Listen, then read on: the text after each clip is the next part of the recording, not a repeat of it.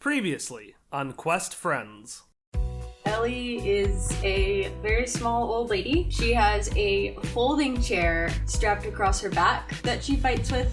It's reinforced by the same material that she actually has in her bones. Hey, so you mentioned back in Obsidian Bay that you've got a kazoo, was it? Are we calling it a kazoo? Did I call it a kazoo? Excuse me, but I did spend all of my currency payment, or as you would call it, information on this magical set piece.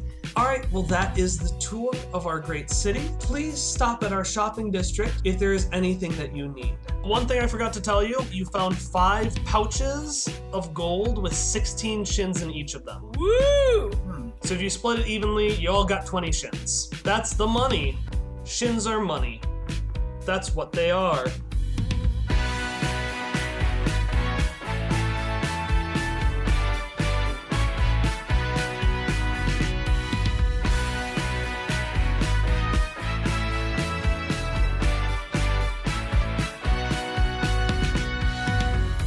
So after that pleasant, wonderful encounter with the tour guide, you all eventually step off the boat onto a circular stone plaza.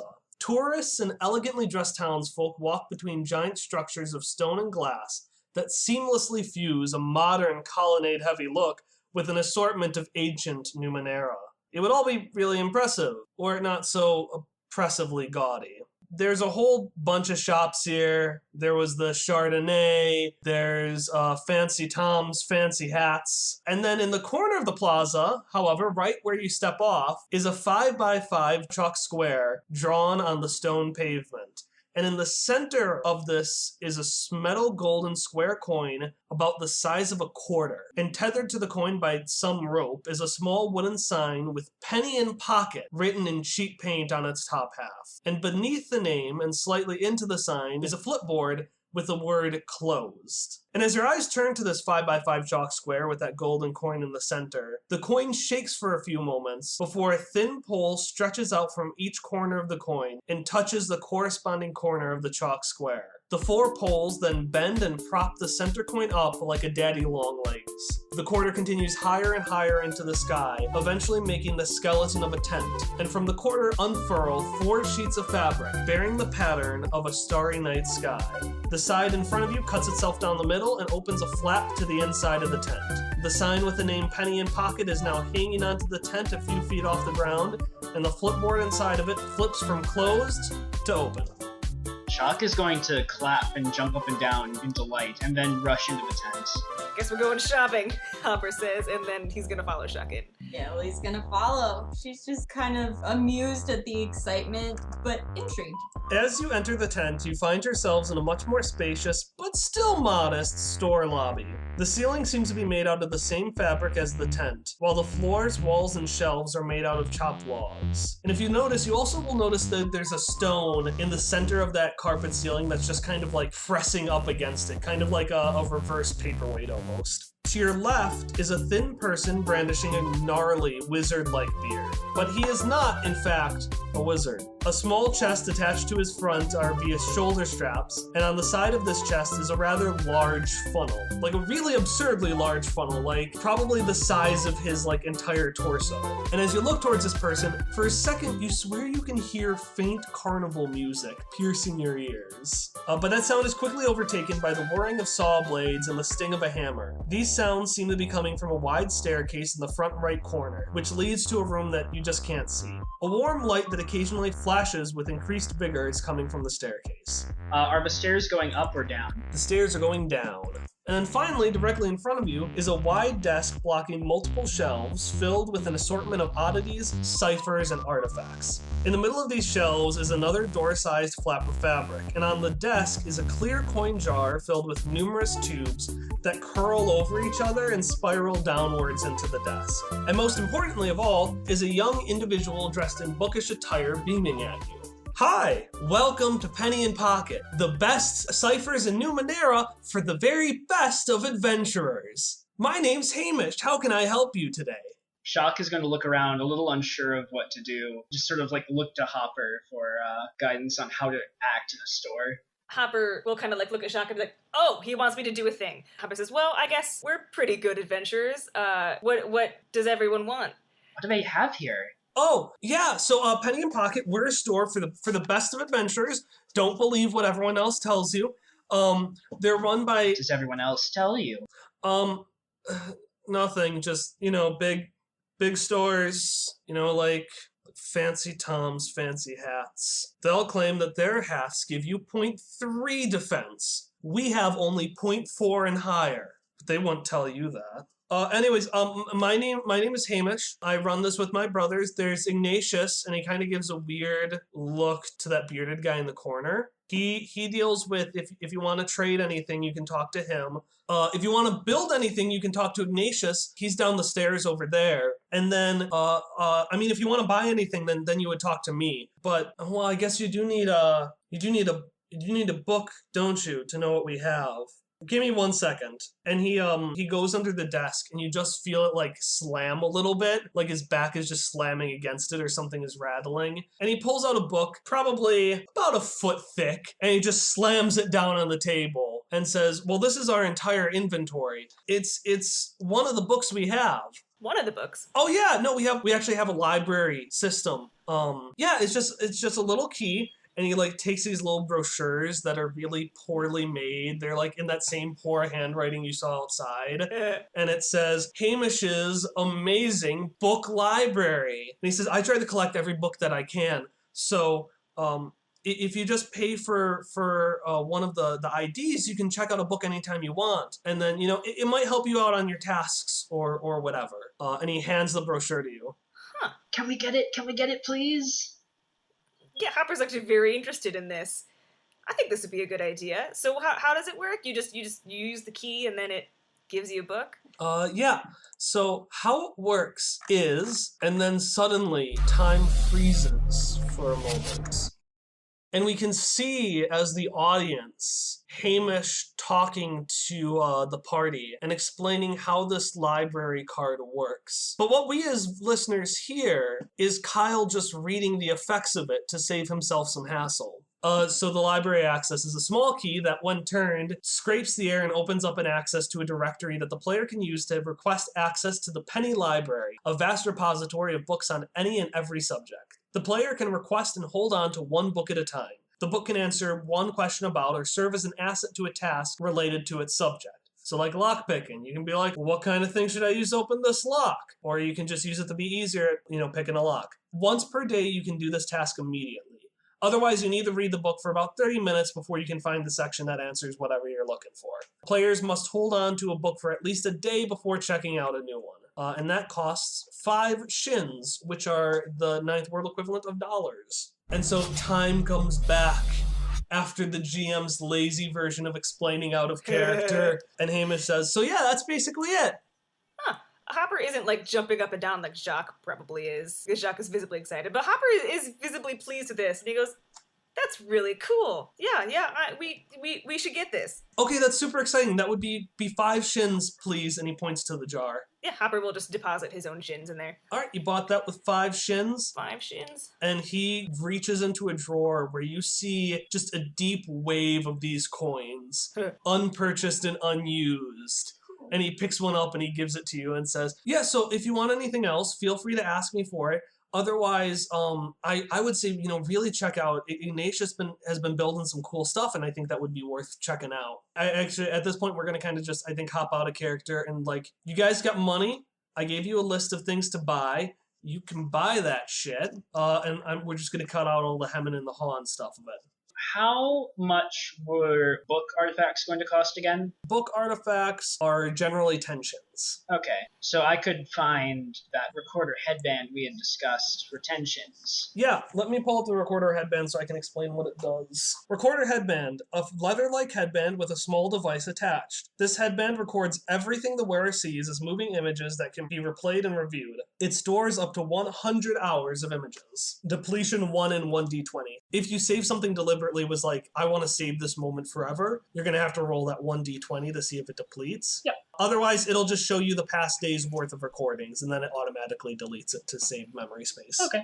For the sake of for visuals, can I make it look like that fake headband I was going to have back when we were first figuring out the visuals, like the little plastic thingy over my eye? Yeah, so explain how that looks, since the viewers, well, the listeners, whatever, don't know what we talked about. Well, when I was first designing Shock, I had the idea to give him this Dragon Ball Scouter style headband with like just a piece of plastic over one eye that he could use to analyze stuff. The original headband it didn't actually do anything. It was going to get upgraded later. It was just a piece of plastic he wore to look cool. But buying this artifact now, I feel like would be the perfect time to bring that back in. Does Jacques think it looks cool? Oh yeah. Okay, Hamish is gonna give it to you after you pay and say, wow, I don't mean to say much, but that looks super cool. Well, thank you. Yeah, I didn't even know he had that. I should buy one. Okay, what else are we gonna get? Could I also buy the Shaper Key, the cheap one, the 5 shins one? Yeah, explain to me how the Shaper Key works. A Shaper Key is a wad of putty that can be inserted into a conventional lock. It takes on the form of the key for that lock and then hardens permanently into a functional key. Alright, has anything caught your eye? Yeah, I think the caster clay might be fun. Okay, read to me what caster clay does. A mesh that wraps around one's head and adjusts its reflective surfaces to create the image on the wearer's choice. Generally lasts about an hour before needing to recharge, but complex images, for example extra masks and hats, may require more energy. Provides an asset to disguise task, lowering the difficulty by 1 step when you attempt to disguise yourself as another person, which could be really fun. Hamish will go, oh, caster clay, that's super cool. That's, and he feels around and he's like, oh, I can't see it anywhere here. Where is it? And you see him reach in the air and pull what looks like an invisible book out of the air, and he starts flipping through it. And he doesn't see anything, so he grabs it and he puts it back up and he pulls a different one like on the shelf right next to it. And you can't see it. It's like just in the middle of the air, and he flips through it and he's like, oh, okay, I got it. And he runs through that flap into the back of the store and comes out with a little box that says caster clay starting kit. Ooh. And you see a part where it says for kids, and he's just crossed that out and wrote cool adventurers. And he gives it to you and says, here's your caster clay. Oh, I suppose I am a cool adventurer myself, so this is certainly what I need. Mm-hmm. Very so, cool. Since I have 6 shins left, can I buy another thing? No. Yes. I think I want to get a healing item. That's what I want to get. I want to get spray flesh. Yes, that's what I want to get. Okay. A spray flesh. What is spray flesh? Says, this tiny silk canister sprays out a sticky gelatin that covers and seals wounds instantly. Its use restores 6 points to character's might pool, also comes in spray vein and spray mind varieties, but I want to do a spray flesh. Alright, so you buy spray flesh, plunk in those 5 shins, and you get a little box. A spray flesh. Cool. And as you get it, Hamish says, now be careful with that. Once you spray it, it's a one-time use, so it'll just get everywhere. That is fine. Oh, I have 1 shin left, so can I buy a rock? Yeah. No, we got lots of rocks. And he pulls a rock, and he's like, since you guys have been so supportive, I'll actually give you the best rock. And he pulls out a small rock, and it's got 2 pairs of eyes and a wide mouth drawn on it. No, I really appreciate the support you guys give me, and that's a rock fact. What gave you the right? Hopper will be kind of sighing in the corner, like, oh my god. Can I retroactively role-playing wise, can Misha just think it's a very important rock just because it looks like a face, so it looks different like all the other rocks? Yes. And in fact, if you want to help me out, and he points to the ceiling and you see that stone floating up there. And he says, so that's called a float stone. It's a piece of rock that floats high into the sky and has like a negative weight of 10 pounds. And it doesn't matter how it got up there. You see Tattertop in the corner just laugh to himself a little bit. But I mean, if you get it down, you can take it with you. That project isn't gonna happen anymore. What were you gonna use it for? Is it a highly valued item? Well, and you hear Tattertop in the corner say, well, it was less valuable than the jewelry that floated off with it. It was an accident. Sure it was, brother. Shock would like to use Far Step to just teleport up to the top of the tent and grab onto the float stone. All right. Yeah, you do that. Again, that's about 6 feet in the air, so I'm going to need some speed defense to make sure you land on your feet. Whee! Also, once I've dropped with a 5, Oh no. Can we catch you? Yeah, Misha, try to catch him. Yeah. Roll me some might. while I'm falling, can I buy a first aid kit? Yeah, give me a ranged attack roll to get that shin in that jar. Okay. 17. 17. It dings right in there, and Hamish throws a spray flush up at you. No, a first aid kit, not a spray flush. Oh, first aid kit? Yeah, he throws a first aid kit up at you.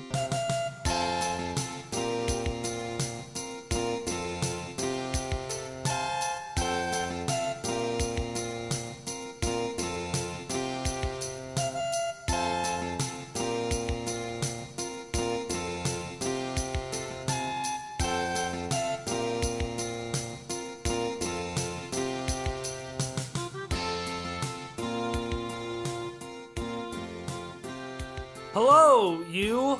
My name is... Wow, that was super awkward. Hi, my name is Kyle. I am the GM. You've been listening to my voice an awful lot this past episode, and you might be a little bit confused as to why I'm not currently weaving a story of fantasy and shopkeeping to you right now. And that's because I've decided to move the announcements at the end of the episode to mid-episode. In this section, I mention important things and also give credit to people who are able to make this podcast happen. And so I felt it was important to put it someplace where people could hear it. Also, it's only going to be like 1 minute. And so first credit goes to you. Thank you for listening to this episode. As you can see, this one's a little bit shorter than the rest. This is our shopping episode, which will have about once per arc, generally near the beginning. Sometimes it'll be a full episode, sometimes it'll be part of an episode. It really depends on where breaks happen. And for this episode, it made sense to make it its own self-contained thing. The intro and outro music for this podcast are Friends and Hitoshio, both by Miracle of Sound, and any other sound effect or music that I used can be found in the description below. I got another call to action for you this week. Leave a review. I'll admit I don't know how specifically, but more professional podcasters than I have said that leaving a review, either on iTunes or on whatever app you use, can be very helpful. It's also good to just kind of get a vein on what people are thinking. So last week and this week we had 2 episodes back to back to get onto our regular schedule, but we're going to be continuing as usual, meaning the next episode is going to be out in 2 weeks on Monday, December 18th. I'll see you then, but I'll also see you over the course of the rest of this episode too, I guess.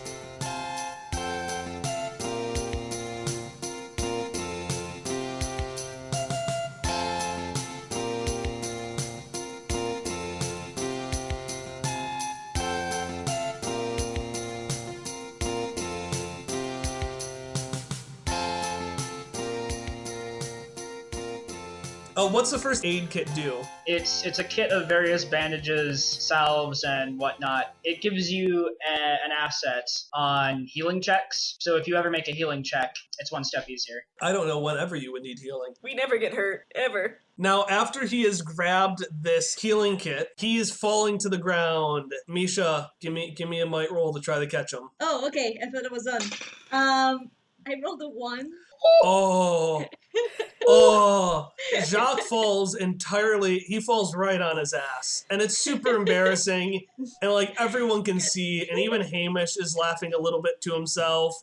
But Misha! What I was picturing is Misha, like, you know, in those cartoons where, like, they try to catch it, but it's, like, completely the opposite side. So Sock just falls. But it fails out the other way. That's what I was imagining too. Alright, yeah, Misha, you smash your head against the counter. And that sounds perfect. A jar of something, we don't know what, falls on your head, and it just kind of sears you, and that's how you take the 5 points of damage. Perfect. And you hear Hamish go, "Oh no, Gerald!"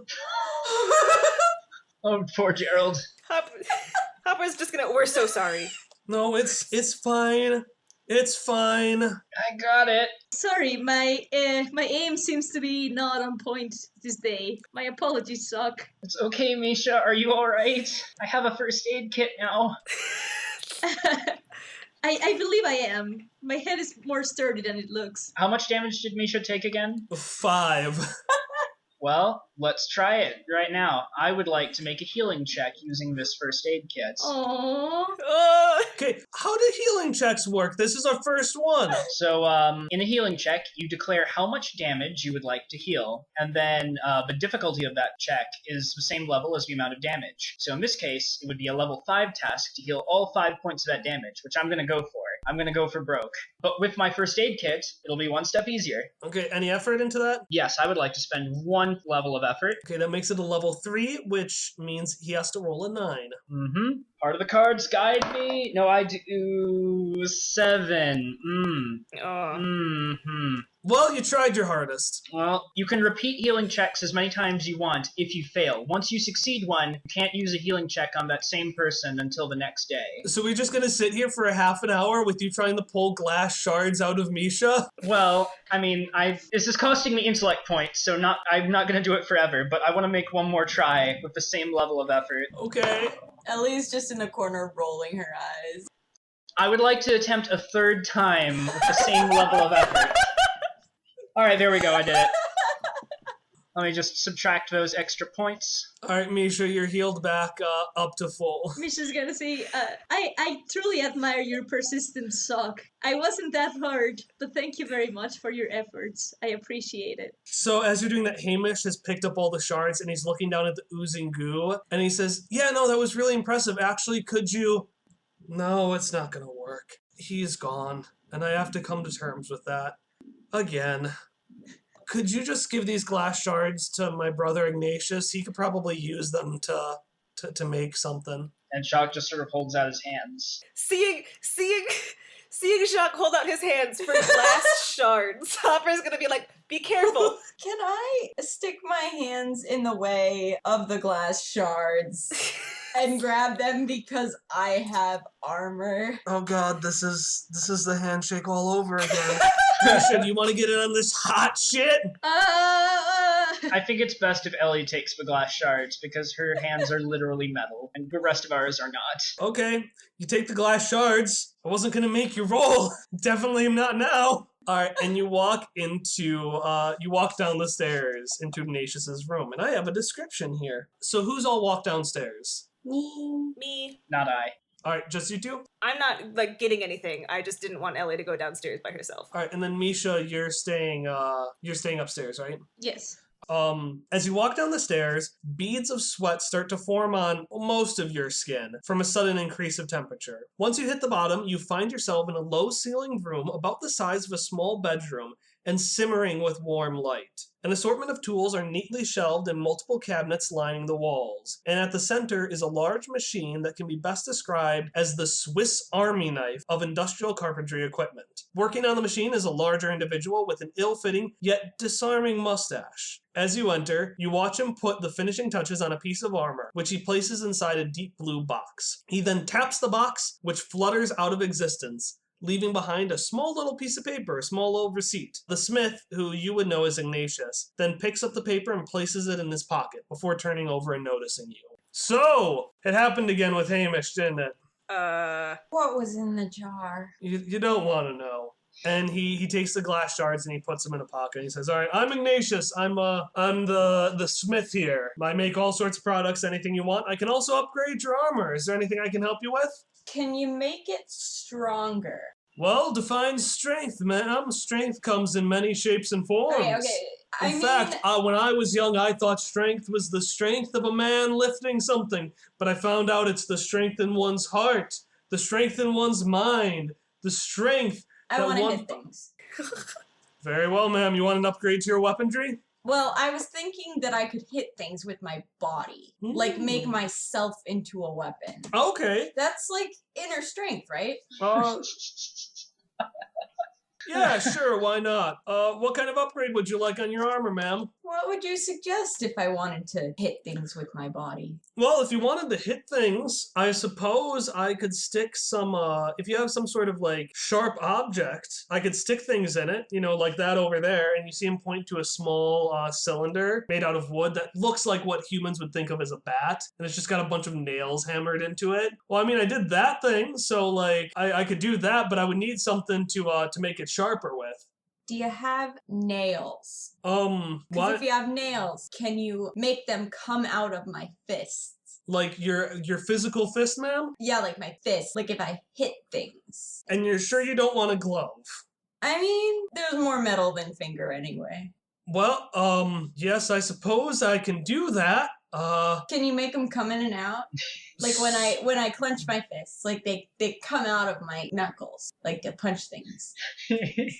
Well, I mean, yeah, I suppose. Although that might take me a little bit of a while. Since you're requesting a custom weapon, and you don't have any equipment to give him to make it, it will take him about a chapter's worth of time to develop this for you. I mean, I do have a large toolkit, which includes the spikes that I've already put in my body. Can I give him spikes?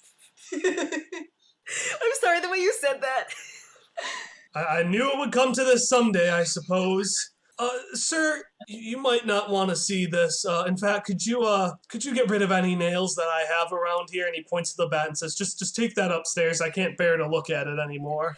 Hopper's more than happy to leave at this point. He just like does the all right, and then takes the bat and goes upstairs. All right, 20 shins, please, ma'am. I'm gonna slap the shins on the work table and slide them over to him. All right, we're gonna flash away from this demon scene for a second. You just hear the pained screams of Ignatius and the cackling laughter of Ellie as you just hear the machines whir. And Hop comes up carrying a bat with nails in it. Hop comes up wearing a bat, carrying a bat. Carrying a bat. When you're wearing it, it's just like, the super cool thing where like the guy's got like the bat behind his head and he's just like, the teenage model pose. Oh, you're like doing this, but there are nails out of it. That sounds like it'd be uncomfortable. Yeah. So Hop's not doing that. He's just carrying it. Hopper Scotch, I am very concerned. This was just down there. Ellie didn't want it. She's buying stuff. But it is such a curious type of weapon. It seems to be made of wood, but it has nails into it. Is it a really rare weapon for humans to use? Nah, I think you just hammered nails into a bat. Do you want it? Well, it is quite unique. I have never encountered any of these in any of my research about humans before. You mean you haven't encountered nails hammered into bats as part of your research into humans? Indeed. May I request holding it? Yeah, he'll hand it, but he will make sure to flip it upside so he's handing her the handle and not the part that's covered in nails. You know, the way that someone hands you scissors, but they make sure not to hand you the sharp part. I appreciate it. We should just going to start batting it. We're like, this is quite... Hopper ducks immediately, no. Can hit on the thing where he has ducks underneath the bat. Yes. Alright, so Misha, this bat is a medium weapon, but it does have 1 point of piercing damage. So essentially, if you hit someone with it, their armor is going to count as 1 less. Ooh. But something curious happens when you grab it. When you feel it and you extend it for a moment, it feels like your arm is complete again. I'm a Sweeney Todd now with a bat. Yeah, but Sweeney Todd references aside, you don't feel complete, but something about the curious, haphazard nature, the ingenuity of the ways in which you can just basically murder people, something about it feels like home. Something about this ingenuity of this weapon of pain and destruction just feels like home. Ooh. So Misha is going to be a little bit interested on it and slightly scared, but the interest is going to override the fears that they have about it. They're just going to look at Hop and say, can I keep it? Hop is gonna look at Hamish and say, do we need to buy it? How much is it? Well, I don't know, a shin? I have I have spent all of my money. Hopper will just sigh and then take a shin out of his pocket and put it in the jar. I spent my shin on a rock. So we should probably, this shopping has gone so much longer than I thought it would. I'm sorry, dear listeners. We're going to flash back. The procedure is done. It's over with. So Ellie, what were the kind of things that, describe the medal that you gave him? I Wolverine now. Is it a Zur steel? Yeah, it's a Zor steel, which is this kind of bluish metal. You can stab incorporeal enemies, I think. You can stab motherfucking ghosts now. So Ellie has these azure steel, 3 of them, things that come out of her fists. Her fists are normally medium weapons, and they do 4 damage normally. Now that you are the motherfucking Wolverine, they do 6 damage. You're welcome. Alright, anything else we want to buy? Is she like coming upstairs now? Ellie rises from the basement victoriously, clenching and unclenching her fists. Shock is going to look very relieved that Ellie is okay, then rush up asking, Are you alright? They didn't do anything to you down there? You're fine? I am more than fine. They did just what I needed. Okay. Well, last time I was told that someone just went shopping. They were actually dead. Oh, no, I just got really pointy things that come out of my fists, and that makes other people dead and keeps me from being dead. Oh, it is quite a coincidence. I also got something with really pointy things coming out as what I would consider an extension of my arm, and they will show Ellie that. Oh, I'm gonna grab it and just swing it around as hard as I can. Oh, no, please don't do that. Please don't. You smash something else. I hand it back sheepishly. Please do be careful with it. But I would like to see what pointy things have been introduced into you. So I can gauge how big they are pretty well, right? Yeah. Okay, I want to get just the right distance away and shoot them out of my fists. Nice. Right in front. No! Give me a roll. Give me a roll. No! Just because you know how long they are doesn't mean it's not going to be tough. 13. Yeah, you do it. I want it just an inch from Misha's nose. Oh god. Look! Ooh. Misha's going to be pretty unfazed by this. And to be like, oh, that is quite impressive. Hopper is going quietly up to Hamish and saying, "What did she break? Was it expensive? Was it important?" Well, no, it's fine. No, it's fine. Did we break a friend? No, it was just a cipher. It wasn't going to be any good anyway. Well, that's good to hear. I'm done shopping. How about you guys? Yeah, I think we should go. As you leave Penny in pocket, a single tear rolls down Hamish's cheek. I was gonna pay for it, maybe. Maybe. Well, depending. I only have 13 shins now. And as you leave, so much faster than it was put together, that tent just collapses back into just a single coin against the floor. Well, they do believe this is certainly a quite entertaining experience for shopping, it being my second ever experience doing these things. We should do it again soonly.